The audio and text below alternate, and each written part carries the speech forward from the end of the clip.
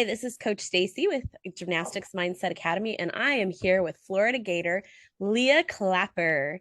And we are going to bring to you a really fun special episode every week, every other week. We'll see how it goes.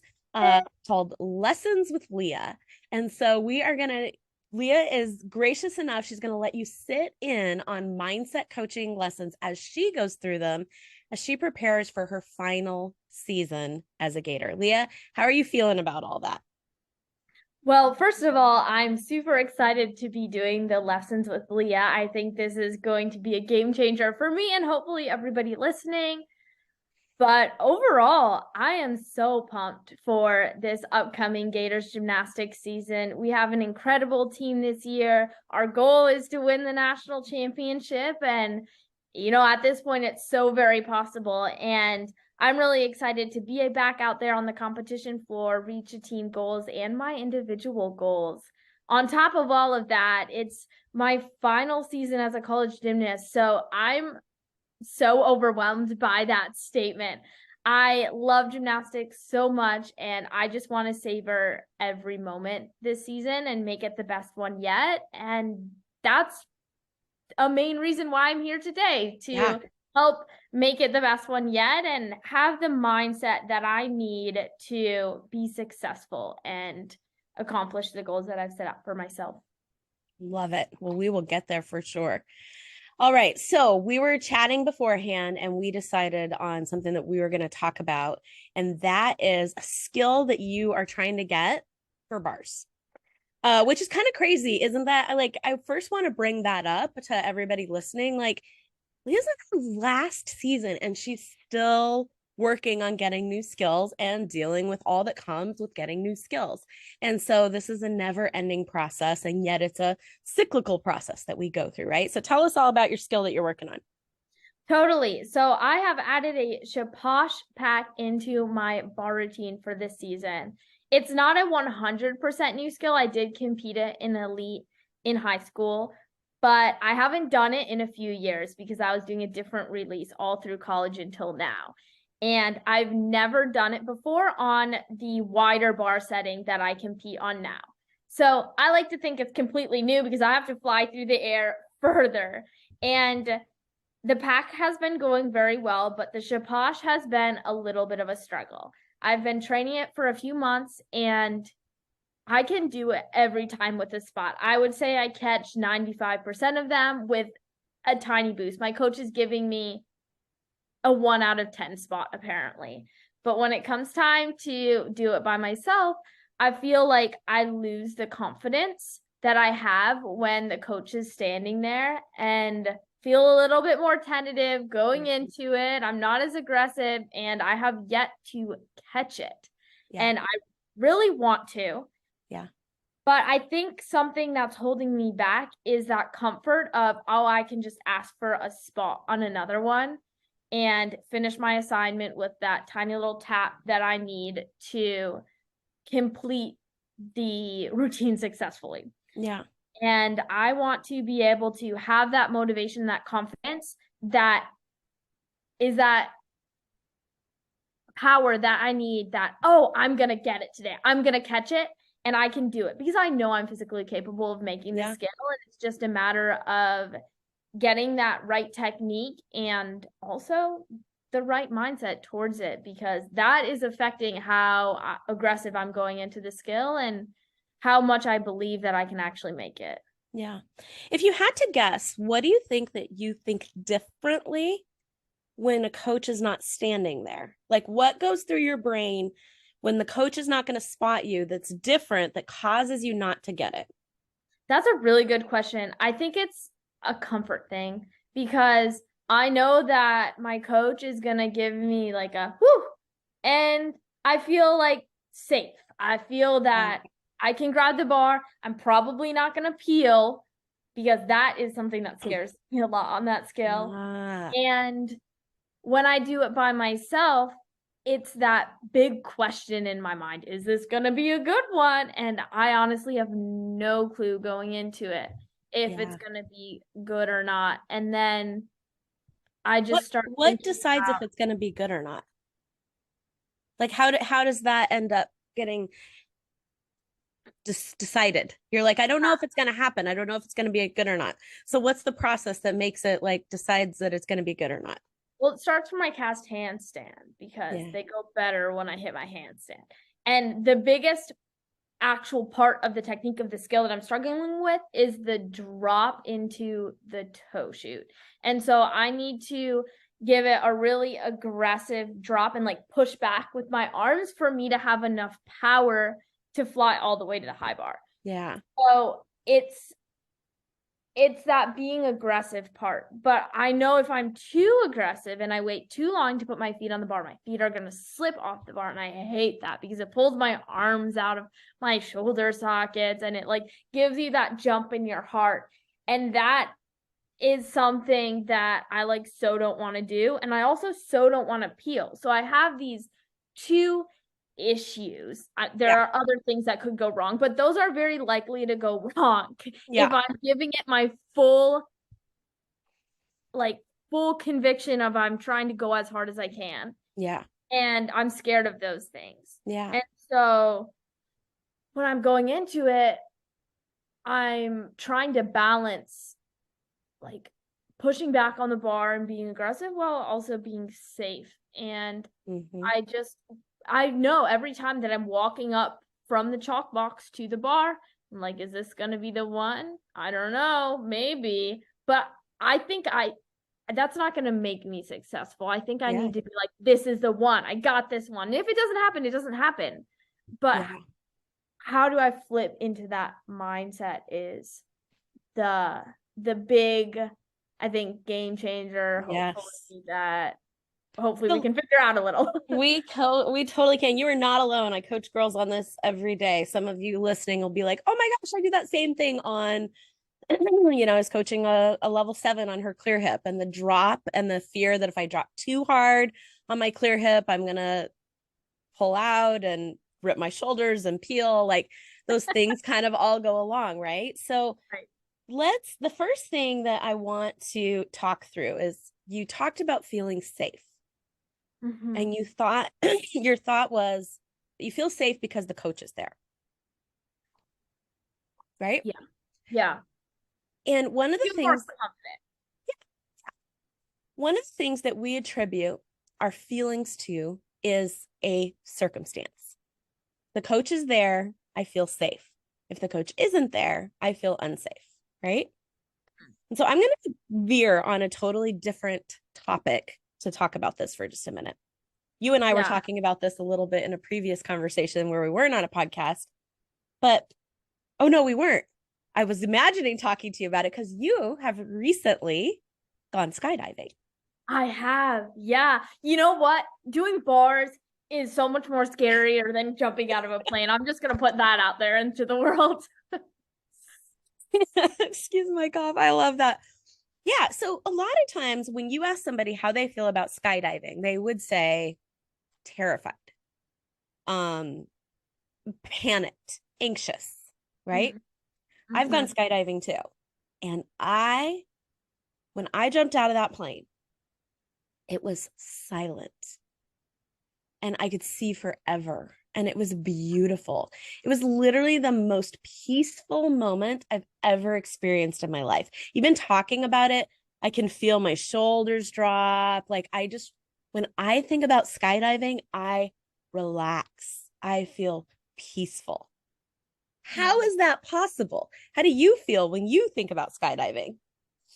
Well, I'm smiling so big right now because I can totally understand that feeling. And you're bringing me back to that moment where you're just floating through the air and there's no sound. It's just you in the sky and you're weightless. And oh, I love it. When I think of skydiving, though, I think of exhilaration Yeah. because it is such a thrill and so much fun. I don't think I could wipe the smile off my face for 7 or 8 hours after I jumped Yeah. out of that plane because it's just a life highlight type experience. So much fun. It 100%. feels like nothing else.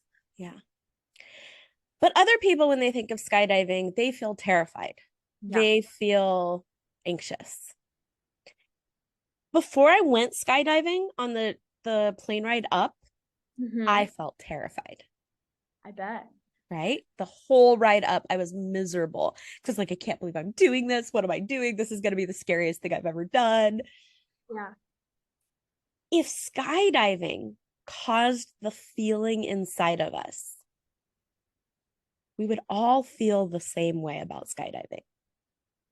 And if skydiving caused the feeling inside of us, I would feel the same way about skydiving all the different times. Yeah. What changed was not skydiving. Skydiving was the same. What changed was my thought about skydiving. Right. So we attribute the way that we feel to a circumstance. You attribute, I feel safe because my coach is spotting me. The actual reason that you feel safe is because a thought that you have when you're in the circumstance that your coach is spotting you. Yeah. The feeling always comes from the thought that we have, never from the actual circumstance. Interesting. So I'm going to bring it back to gymnastics. So a lot of times kids talk about, like, I'm afraid of this event makes me scared. This skill I'm afraid of. Yeah. Right? And we're attributing the fear to the event or the skill. Yeah. The reason that's bad news is because the event and the skill doesn't change. There's nothing you can do about the event or the skill. But what's actually causing the feeling of fear is the thought that's going through your head about the event or the skill. Interesting. So when I'm thinking, I could peel, I might land on my head, I might split the beam, I might crunch my ankles, I might this, I might that, this might happen, this is a horrible thing that could go wrong in the skill. That's what's actually causing the fear. Yes. Oh, yeah, that applies to everything. That's so wild. Isn't it crazy? Yeah. Now, here's the thing. Then immediately people are like, okay, so I have to stop thinking that. That's not, if I could wave a magic wand and be like, all right, and now you just stop thinking it and you'll be good. Like, we got some work to do still here. But first, just understanding. I am only feeling the way that I'm feeling because of a thought that is going through my head. Right. And here's a little bit how it works. Our brain has a thought, and that thought sends chemical hormonal concoction into our body to prepare us to take action on that thought. Yeah. So if you think safety, you think primal, you think flight or fight, your brain is getting you ready to save your life. Yeah. And so when you have a thought where you feel like you're in danger, your brain starts pumping adrenaline through your body.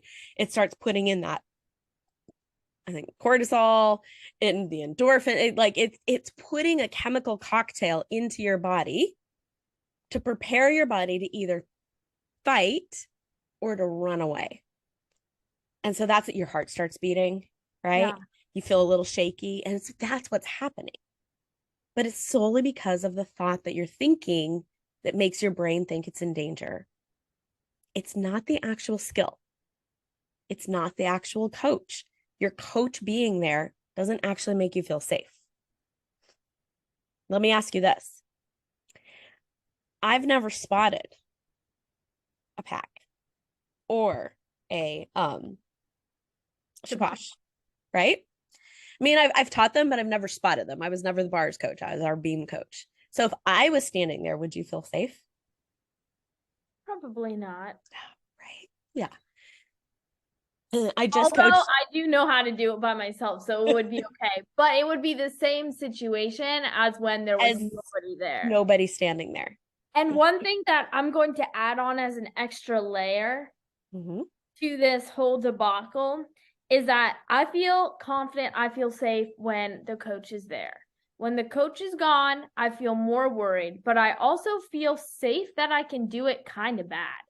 Like, there's mats on the ground. I'm going to be okay if I just send it over the bar and I land on my back. But that's not the goal here. The goal is to catch. And when I'm actually committed to getting this one, maybe getting this one, that's when it gets a little bit more heightened. So I have a question. Have you sent ones that are bad very much? Well, Or is it a thought that I could do it, they're just going to be bad, I'm not going to catch?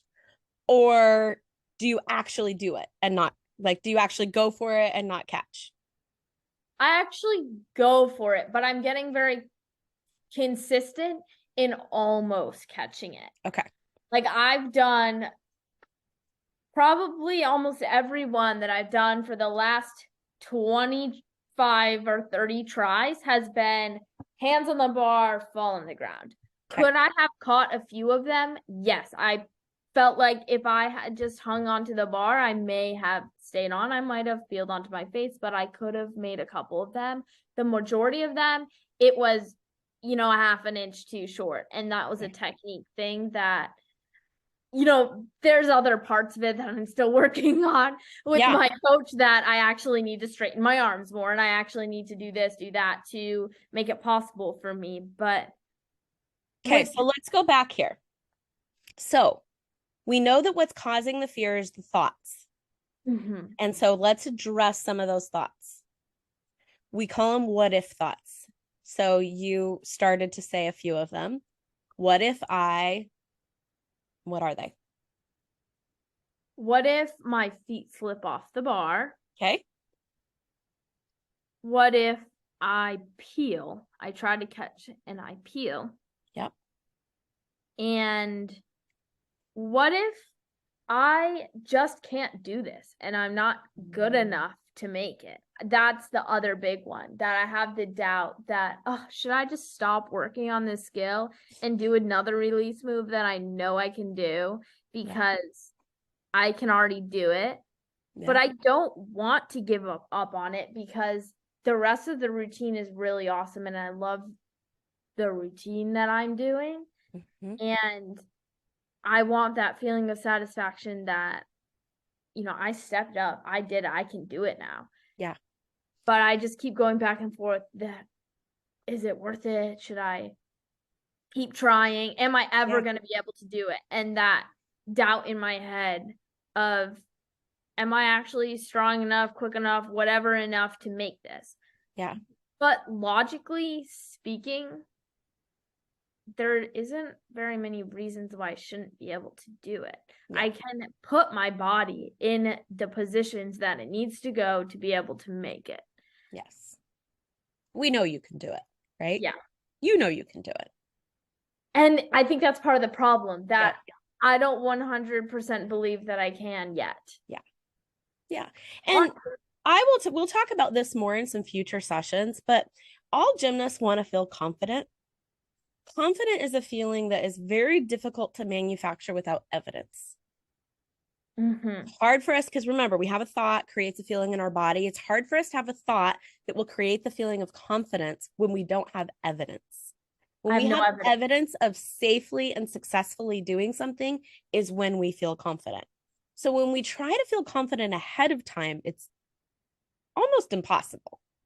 We need to work on other feelings to get the skill. Once we get the skill and we've done it safely and successfully numerous times, then we'll start feeling confident. It actually comes after, not before. Right. But what we can start feeling is some other emotions that will help. So, but first, before we get to other emotions that will help, here's what we do with our what ifs. I want you to imagine that what ifs are like monsters under the bed. Or let's go grown-up language. You're laying in bed, you hear a big crash out in the living room late at night, and like nobody else is home. That's scary. Right? So you lay there and you're scared. And the longer you lay there, the more scared you get. Like you see that intruder coming in with the knife, right? I don't know what it is for you, but you kind of imagine all of these things. So what happens if you actually get up and go turn on the light in the living room? As long as there's nobody there, there's a lot of relief. Yeah, right? When we actually shine a light on it and we look at it, it usually feels way better. Yeah. So that's what we want to do with our what ifs. We want to actually go to the worst case scenarios. We want to actually face the what ifs. And when we do, we shine a light on them. Oftentimes they really lose their power. So the first what if is, what if your feet slip? So we're just going to keep answering it till we get to no more. Your brain is done. So what if your feet slip? Then I might. Usually I just get frustrated and usually it's fine. But Sometimes your it brain kind is of hurts. afraid. So let's listen to your brain. What does it say? What if my feet slip? Then I pull my shoulders out of their sockets and it hurts. And I've done that before when I had some ongoing injury problems with my shoulders, and that hurt a lot. And then I had to take a couple of days slower on bars because my shoulders were sore and whatnot. And So I'm what much if you have stronger to so what if you have to take a couple of days slower on bars because they hurt your shoulders? now. This is bad, but my mind instantly goes to, well, then I don't have to do routines for a couple of days. Win-win. But no, it's more frustrating. I hate not being able to do stuff. It's very Yes. annoying. So what if you feel frustrated? Then I might get motivated to pick myself back up and do better next time.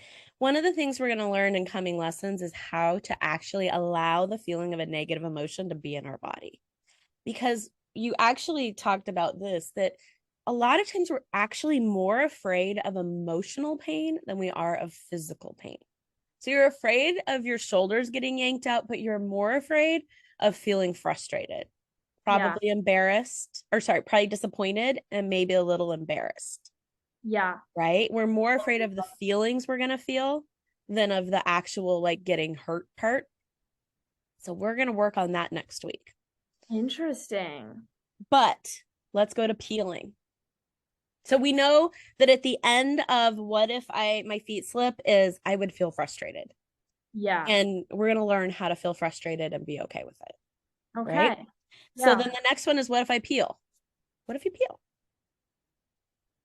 This sounds horrible and scary and dark, but what if I die because I peel? What if I peel and land on my head or Yeah. And I know the likelihood of that is hopefully extremely low, but my mind goes there. It does. It makes practice a lot more difficult when you're thinking about things like that before you take a turn doing a difficult skill on an event. And I'm so grateful that you said that out loud on a podcast that gymnasts will hear because their minds all go there. Like everybody's minds go to the worst case scenario.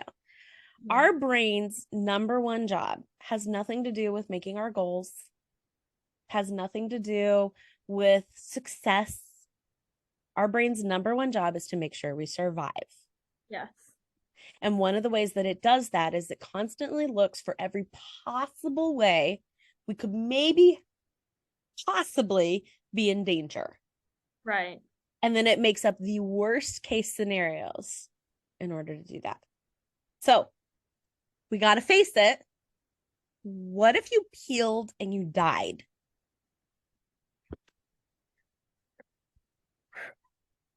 That would be awful. I don't know. I just really, really hope that never happens to me or anybody else. Yeah. Yeah. So then we got to ask our brain, like, is that a real one? Right. I think that maybe if I'm just like, oh, I'm trying to survive here. My brain is trying to keep me healthy and safe and happy. And so it tells you things like, I'm going to die when I peel. Now, here's the thing. What is one of the first things you learned how to do in gymnastics? A fall.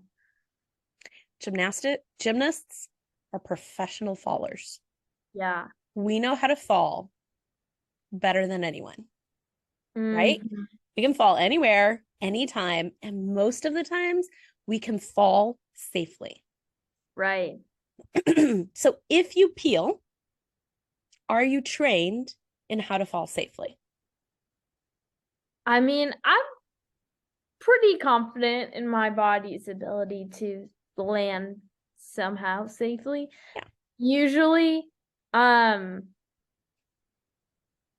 I get lost in the air. Mm-hmm. But that's just part of the sport, I guess.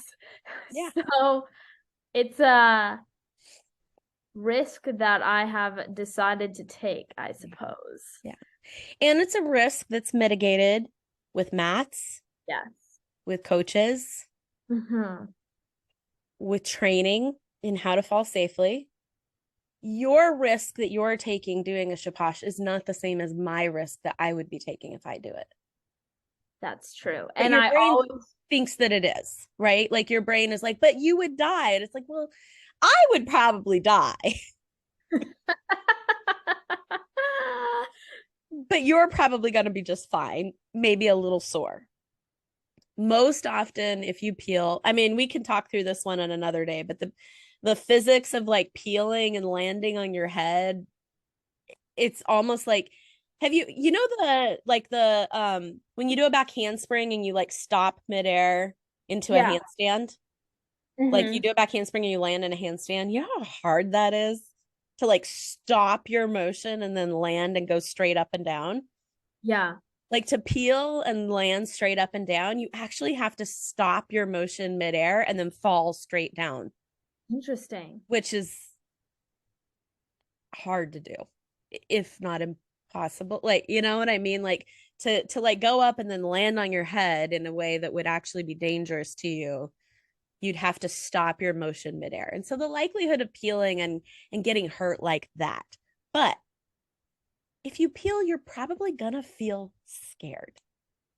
Yeah, that's what the big fear is because I've peeled several times on this skill, on many skills, and I've landed and it's like, wow, I just smacked my nose into the mat, but I'm fine. But then I feel more scared to go up again because, like, what if that happens again? I really hated that feeling of not being in control. And that Yes. is the feeling that, like, scares me. If I peel, then I'm going to be scared and then I'm going to be scared to do it again. And I Yes. just have this It's the uncomfortable. feeling of the uncomfortable feeling of Yeah. fear in our body that you Yeah. dislike way more than actual injury. Well, yeah, I don't like fear.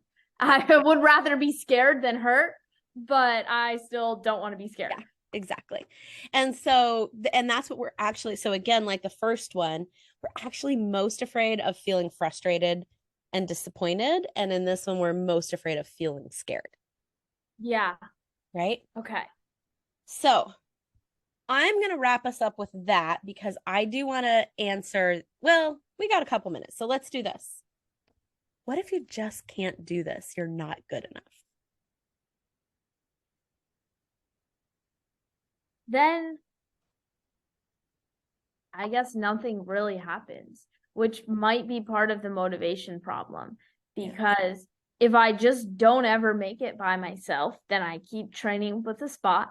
I go through the season, I don't get to be in the bar lineup, which is disappointing, but our team doesn't necessarily need me in the bar lineup because I don't have the highest scoring potential anyway. Of course, we can use as many options as we can get. And I really want to be an option. If my name is called, if I need to go up there and compete, I want to be able to nail it and show it off. And of course, I really want an exhibition bars at some point and get to go out there and show off what I've been working so hard on. But if I never catch it, then I won't get to do that because I can't go out there and get a spot. And that's just, just kind of disappointing because I want those things, but I, after the season, it's whatever.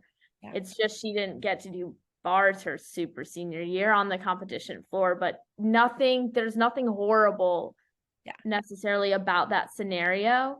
And it's just filled with a lot of like feelings of, oh, I didn't reach my potential. I could have done better. I'm not good. I'm whatever. Yeah. I'm not as good as I was before or anything like that. It's just kind of a lot of disappointment. Yes.